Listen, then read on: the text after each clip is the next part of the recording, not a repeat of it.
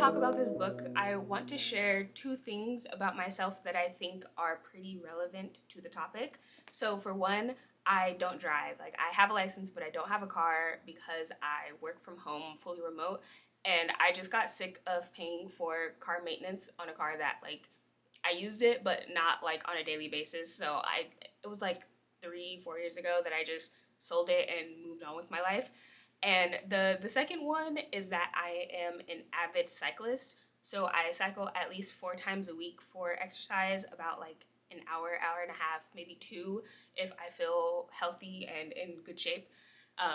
And then outside of that, I do a lot of my errands, like grocery shopping, if I want to go pick up food or something, gonna like go see my friends, like things like that.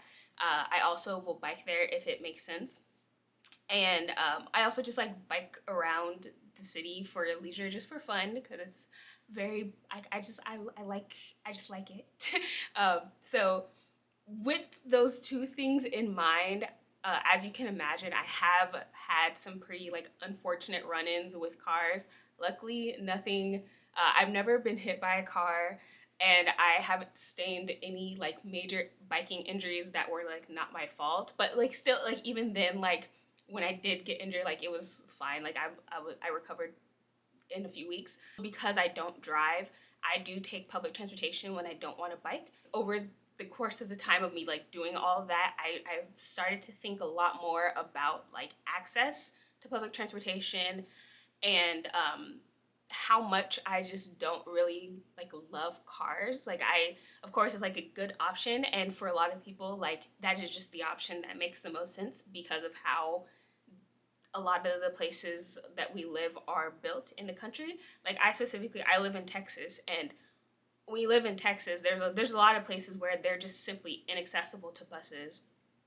So you just need to drive. Like you just have no choice.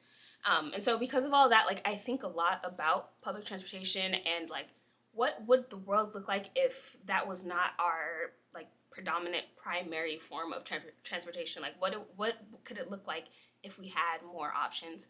And that brings me to this book that I recently read called Life After Cars, and it was written by the host of the podcast The War on Cars. And I don't listen to the podcast, so I can't say much about it, but like if you're interested in the topic, they came and did an event for the release of this book here in my city, and I found them very engaging. I found them like very interesting enough to buy the book and read it, obviously. So if you're a bigger like podcast person, then I would recommend that. But specifically looking at the book gets into kind of three main topics, and it starts with how did we get to such a car-centric society, infrastructure-wise, and like where did it start, like where did it come from, and how did we get here, and then gets into all of the negative impacts that cars have on the environment, on people, on animals, on children, on the people who drive cars. And then it gets into what can we do like moving forward? How do we get to a more, I guess, equitable space as far as transportation goes? Because like cars, they make things more accessible, but they also make kind of the spaces around you inaccessible if you cannot drive for whatever reason, whether you're a child, whether you're disabled, whether you cannot afford it, whether if you just simply don't like driving. Like I do not like driving. I feel like it makes me a worse person. It makes me very irritable, and that's kind of one of the good things that I found about like not driving is that I have developed so much patience. Having to wait for the bus when it is cold, when it is raining, when it is 10,000 degrees, it has made me so patient, and I value that a lot. Although it can be very inconvenient, I value that, and that's something that cars take away from you. They make you very irritable, make you give you this kind of sense of power that I think can be quite destructive to you and potentially to someone else, to the environment around you as well. So getting back to the book, the last section of the book, it gets into how do you move forward, and I think when I think of examples of what a pedestrian focused infrastructure looks like, I think of like places like in Europe, like Amsterdam, Copenhagen, Paris. Kind of, I think they're moving more towards that.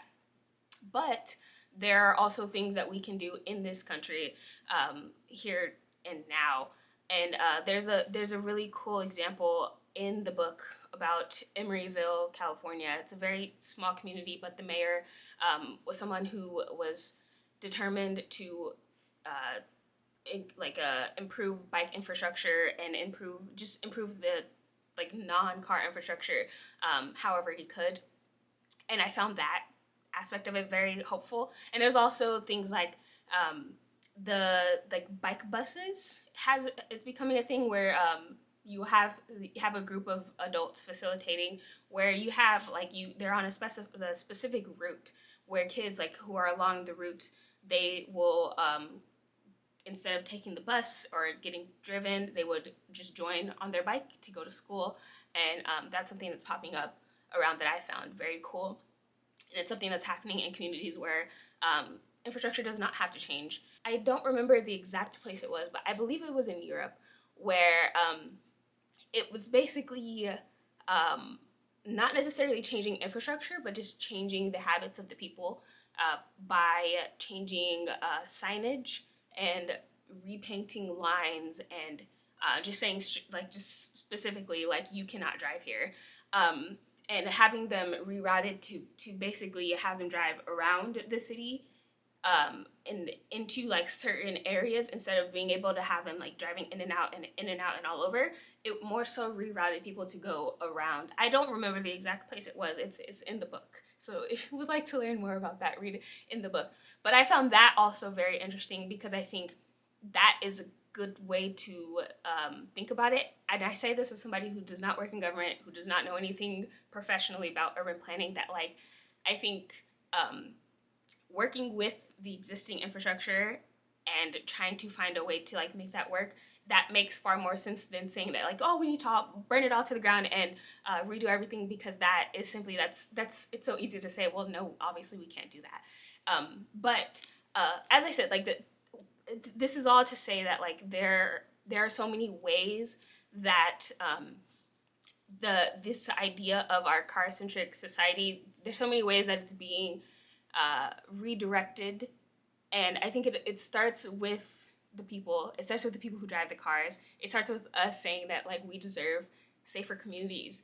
We deserve to be able to get up and walk, have a 15 minute city, and be able to walk to the grocery store or to the corner store safely. Kids deserve to be able to walk to school, to bike around with their friends. Like I used to do when I was a kid. I would bike around and we would just be out, and our parents didn't worry that we're going to get hit by a car.